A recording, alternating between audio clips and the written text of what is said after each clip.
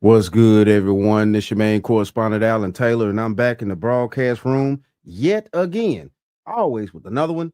And yes, indeed, it is another one.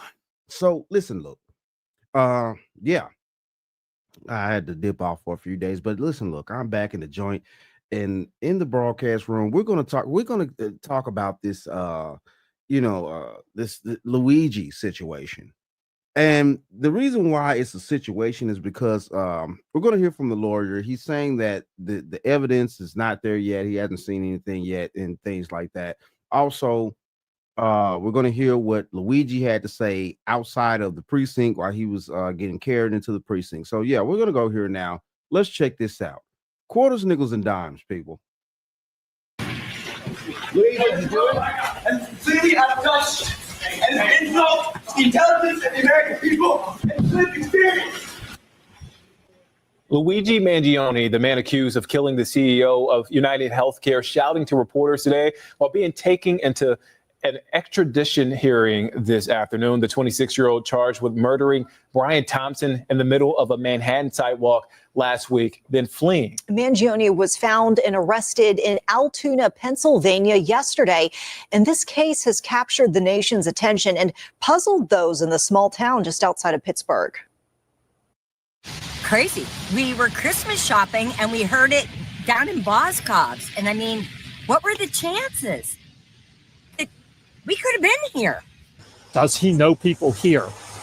Or is this Greyhound bus just going through to somewhere else? And who does he know? Who's been helping him? And since the early stages of the investigation, police have called the shooting targeted. And as the nation parses through the suspect's online past now, hoping to learn perhaps a motive, a family is grieving a loved one whose memory has quickly become overshadowed. NBC's Dan Sheeman brings us the latest tonight. And completely out of touch.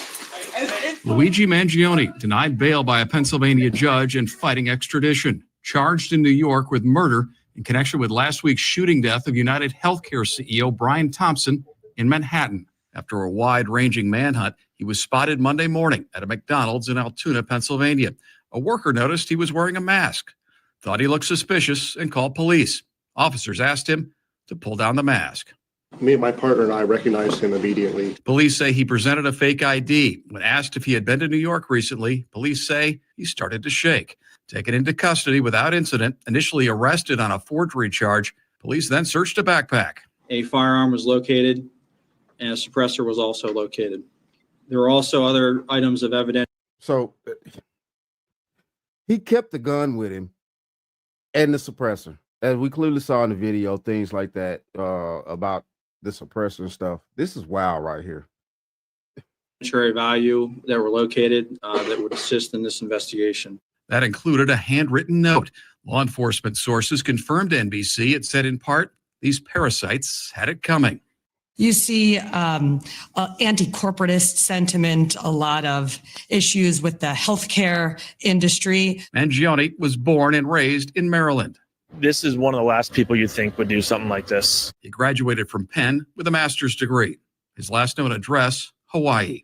Oh my God, like that's my neighbor. So I just asked him where he's been, and for like 6 months he was like on the mainland, like he just said medical stuff. Police, however, have not mentioned a specific motive. I think the whole thing is an absolute tragedy. You have a father, a friend, family man who was killed. Brian Thompson was remembered and mourned Monday near his home in Minnesota. Dan Sheneman, NBC News. A statement from the Mangione family said they were shocked and devastated by Luigi's arrest and said their prayers are with the Thompson family. As for what is... Okay. So, yeah, his family's spoken out. Obviously, from what they're saying, they're shocked and stuff like that by this situation. So, okay, we're going to go here now to Como. And Como's talking to his lawyer. So let's hear what's going on here. First exclusive interview on behalf of the accused is counsel Thomas Dickey, attorney for the 26-year-old man charged in the murder of United Healthcare CEO Brian Thompson. Counsel, thank you for joining us. And thank you, Chris. So your client had an opportunity to say you got the wrong guy, never did.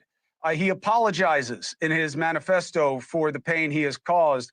He gave voice to his motivation today in front of the cameras. And yet, am I correct that you believe you don't think he did it?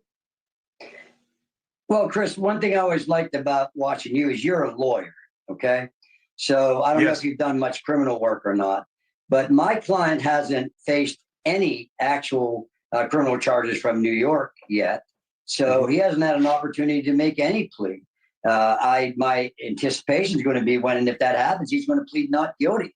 I mean, we've seen no evidence. We've seen nothing. And I was reminding people today about, you talk about America a little bit and what some wonderful things about this country, and particularly in the criminal justice system, and that's the presumption of innocence.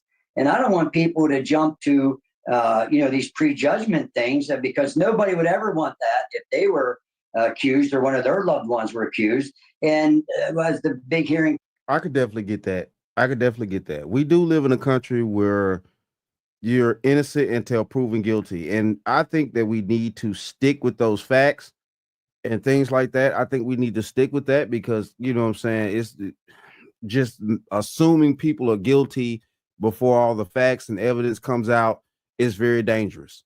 You know, we could also send innocent people to prison and also let guilty people go free with that type of mindset. So we have to have the evidence in line. Everything has to add up in order for a jury of his peers to convict him of said crime.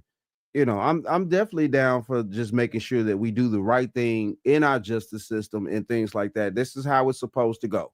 So, you know, if he hasn't faced any charges yet in New York, then we have to wait and see. Of course, is New York DA going to actually, match the evidence to him and things like that they have and try to figure things out. Let's keep going.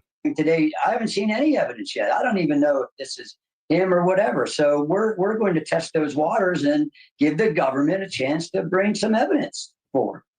Do the job. Let me ask you something in terms of developing why he would not be responsible. What understanding do you have about this quiet period that this guy had where nobody could get in touch with him after his surgery, where people were worried about him, that led his family to report him missing? What do you know about that period?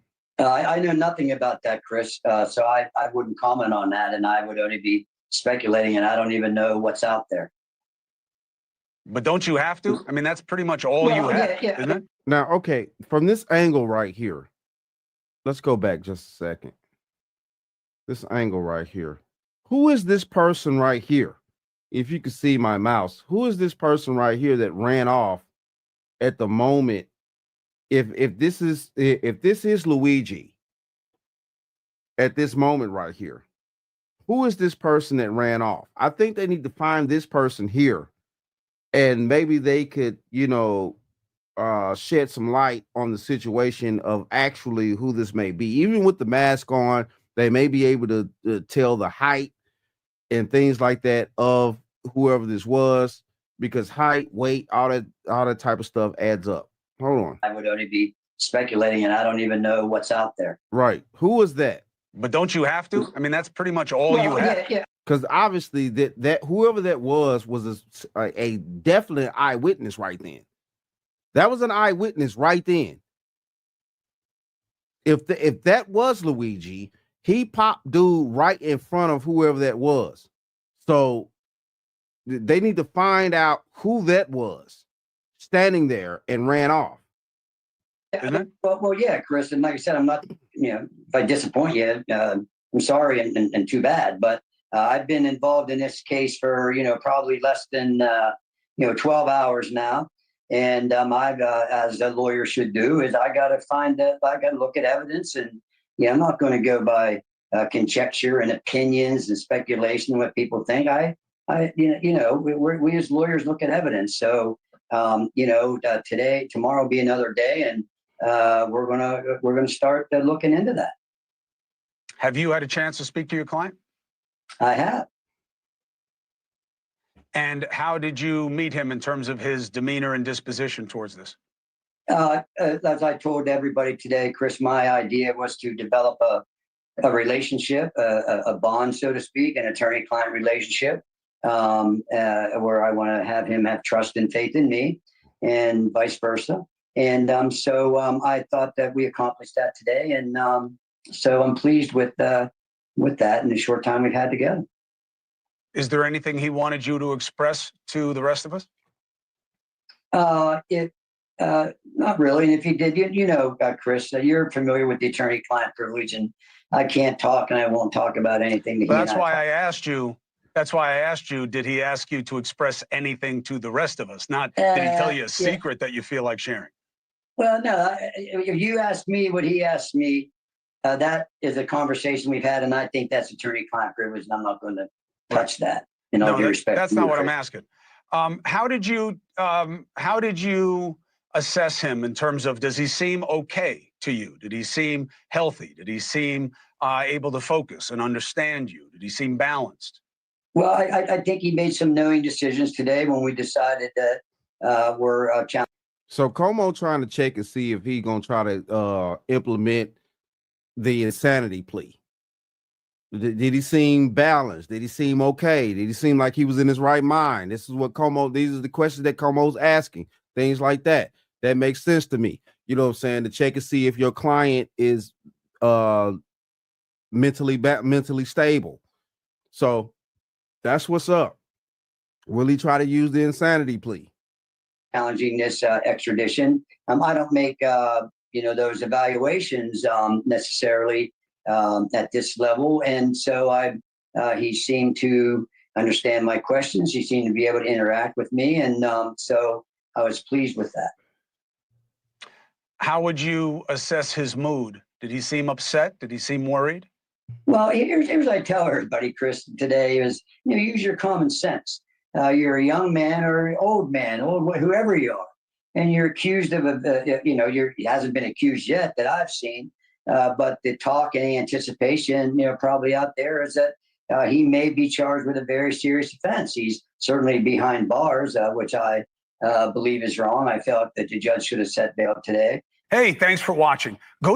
Okay, so the lawyer himself said that he felt like bail should have been set and things like that, but at the same time, though, too, we also saw this situation unfold to where they actually picked him up in a whole different state. So he has the capability to move around, maneuver, things like that. So yeah, obviously he could possibly be a flight risk. That's the reason why bail was denied and things like that. And now, like the lawyer said, also they still haven't had any charges get brought up from New York and things like that about this situation yet.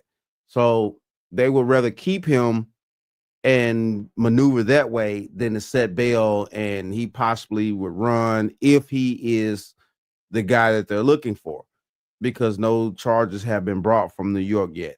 Yeah, this is wild right here. Listen, look, this is the thing. This is crazy.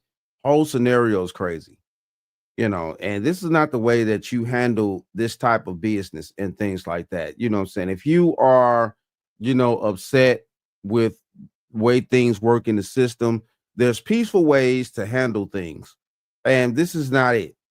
This is not gonna move anything that needs to be done to clear up the healthcare system or any type of system that's tragically overrun by corruption. So it's just life here. It is what it is. It's always a better way to do things, and I suggest people maneuver the better way. But it is what it is, though. Shout out to all my subscribers. Mad love to y'all. If you're new to the channel, please hit that like, share, subscribe button. Make sure you ring that bell to be notified whenever I decide to post things. And like I always say, that, my friends, is the bottom line.